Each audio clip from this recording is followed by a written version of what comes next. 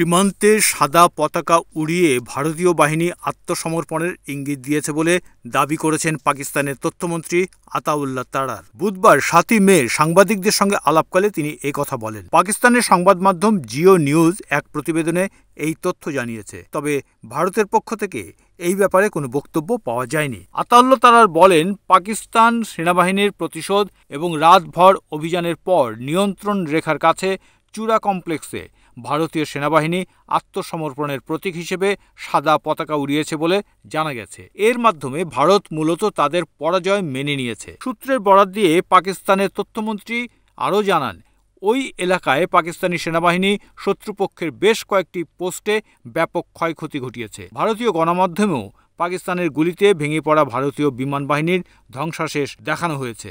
পাকিস্তানের তথ্যমন্ত্রী আরও বলেন, ভারতীয় বাহিনী সাধারণ নাগরিকদের উপর হামলা চালালেও পাকিস্তান সশস্ত্র বাহিনী কেবল সামরিক লক্ষ্যবস্তুতে আঘাত হেনেছে এবং সেগুলি ধ্বংস করেছে। গত ২২ এপ্রিল ভারত নিয়ন্ত্রিত কাশ্মীরের পেহেলগামে পর্যটকদের উপর সন্ত্রাসী হামলায় ২৬ জন নিহত হওয়ার পর ভারত ও পাকিস্তানের মধ্যে উত্তেজনা তুঙ্গে ওঠে। উভয় দেশের সীমান্তরক্ষীরা কাশ্মীর সীমান্তে গোলাগুলি শুরু করে। এরই ধারাবাহিকতায় মঙ্গলবার মধ্যরাতে পাকিস্তানের কাশ্মীর ও পাঞ্জাবের ৯টি জায়গায় ক্ষেপণাস্ত্র হামলা চালায় ভারত। জবাবে পাকিস্তানও ভারত নিয়ন্ত্রিত কাশ্মীরে হামলা চালিয়েছে। এছাড়া ভারতের ৫টি যুদ্ধবিমান ভূপাতিত করার দাবি করেছে পাকিস্তান।